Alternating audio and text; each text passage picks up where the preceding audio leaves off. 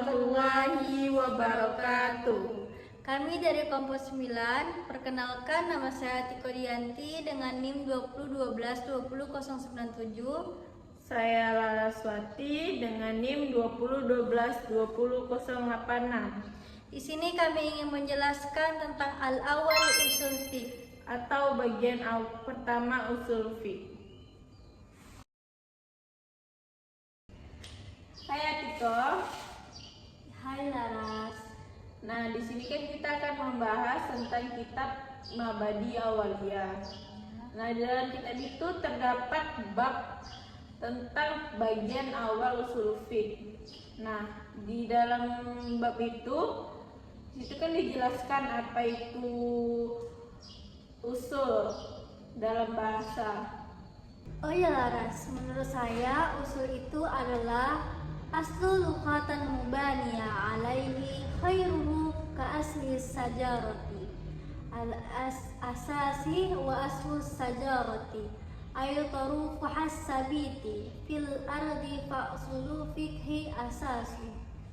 Nah, asal menurut bahasa adalah sesuatu yang berdiri di atasnya sesuatu yang lain seperti dasarnya pohon atau pondasinya, dan dasarnya pohon itu adalah akar yang berada di dalam bumi.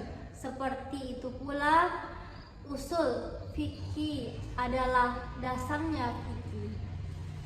Dari kesimpulan yang dapat kita ambil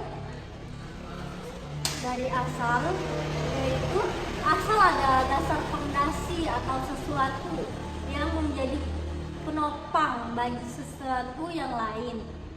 Contohnya akar pohon adalah dasar dari pohon itu sendiri, karena akan akar menopang pohon dan menjadi sumber kehidupannya. Wa far'u mabuniya ala khairuhu kafuru istajarati aslihi wa fur'i fikhi usulihi, dan cabang adalah sesuatu yang berdiri di atas yang lain seperti ranting pohon yang berada pada dasar pohon. Seperti itu pula cabangnya fikih berada pada usul fikih. Dapat disimpulkan, furu atau cabang adalah rincian dari prinsip-prinsip dalam konteks yang lebih spesifik seperti fikih ibadah, fikih muamalah, dan lain-lain. Cabang lain berdiri di atas dasar yang telah ditetapkan dalam usul fikih. Nah, tadi kan sudah dijelaskan usul menurut bahasa. Nah, sekarang saya pengen tahu apa sih usul menurut istilah itu, Laras? Oh iya Tiko, usul menurut istilah ialah wal aslu istilahan, sedangkan usul menurut istilah yuqalu ala dalili wa qaidati kulliyati ka qaulihim usul wujubi waslu lil kitabu ay dalilu wa ala wujubiha kitabun. Sedangkan usul ialah sesuatu yang diucapkan atas dasar dalil dan kaidah secara kuliah atau global, seperti pendapat ulama. Adapun asal atau dasar hukum wajib sholat adalah Alkitab atau Al-Quran.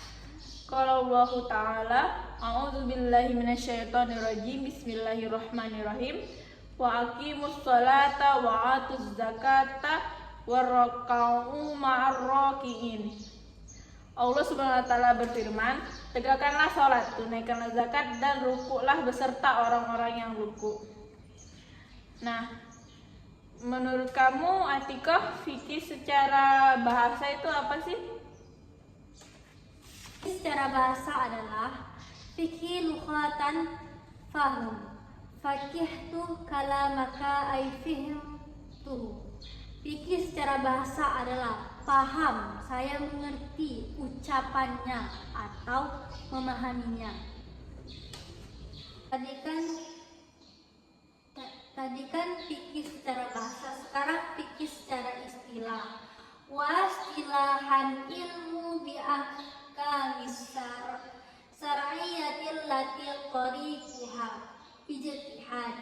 Secara istilah adalah ilmu yang mempelajari hukum-hukum syar'i yang dikasihkan dari ijtihad. menurut kamu Laras, apa sih usul fiqh itu? Usul fiqh ya Tiko. Nah, menurut saya usul fiqh ialah usul fiqh dalil fiqh yang ala sabili ijma'. Usul fiqh adalah dalil hukum yang dibuat secara global atau ijma'. Nah, tadi kan kita sudah membahas tentang apa itu usul, apa itu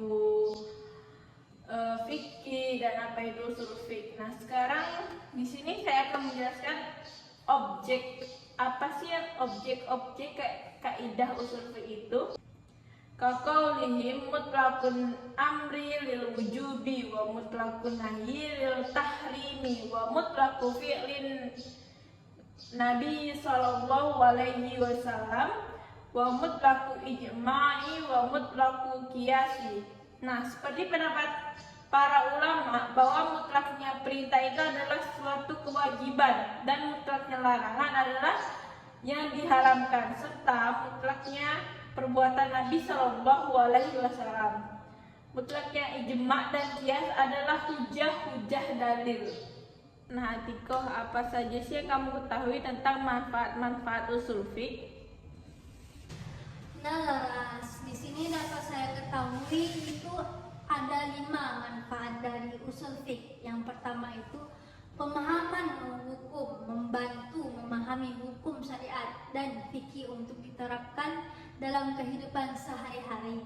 Yang kedua, metode istinbat, mengajarkan cara menggali dan menetapkan hukum dari dalil-dalil yang ada. Yang ketiga itu studi komparatif, memfasilitasikan perbandingan antara berbagai mazhab fikih. Yang keempat, pengembangan kaidah, menyediakan kaidah untuk menyelesaikan masalah hukum baru yang muncul. Yang kelima itu hukum dan tujuan hukum, mengetahui hikmah dan maqasid tujuan dari hukum yang syariah untuk mengamalkan secara konsisten demi kebahagiaan dunia dan akhirat.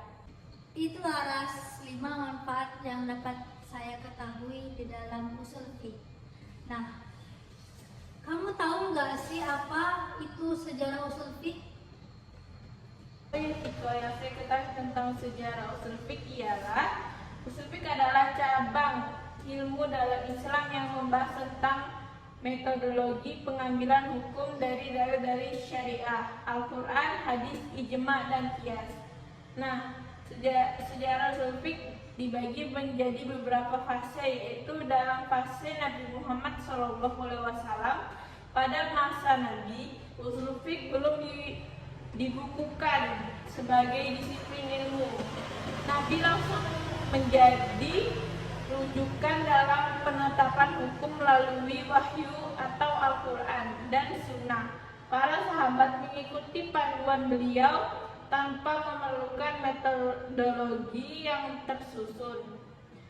Fase kedua yaitu fase sahabat dan tabi'in. Setelah wafatnya Nabi, para sahabat menggunakan ijtihad dalam menjawab persoalan baru yang tidak disebutkan dalam Al-Quran dan hadis.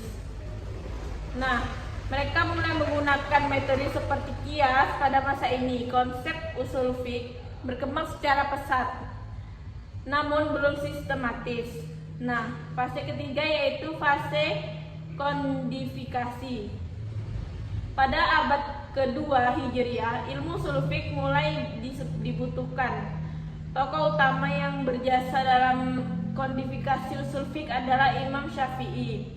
Melalui karyanya Ar-Risalah, kitab ini menjadi karya pertama yang membahas metodologi pengambilan hukum secara sistematis. Nah, fase yang keempat yaitu perkembangan dan penyempurnaan. Setelah Imam Syafi'i, para ulama mulai berbagai mazhab menyempurnakan usul fiqh sesuai dengan prinsip-prinsip mazhab mereka sendiri, seperti dalam mazhab Hanafi, Maliki, Hambali, dan lain-lainnya. Usul fiqh terus berkembang hingga menjadi salah satu disiplin utama ilmu dalam studi Islam.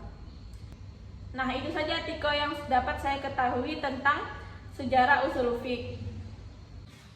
Baik, dapat kami simpulkan dari awal usul fiqh itu, usul fiqh adalah ilmu yang membahas kaidah-kaidah dan prinsip yang digunakan untuk mengalih hukum syariat dari sumber-sumbernya, yaitu Al-Quran, Sunnah Ijma', Qiyas. Secara etimologis, usul fiqh berarti dasar atau pokok dalam memahami hukum.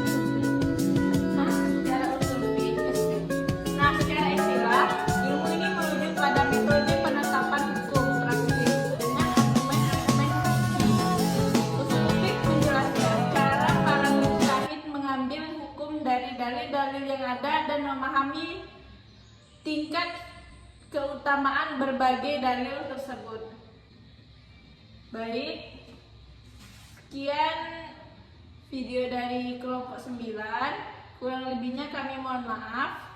Kami akhiri. Wassalamualaikum warahmatullahi wabarakatuh.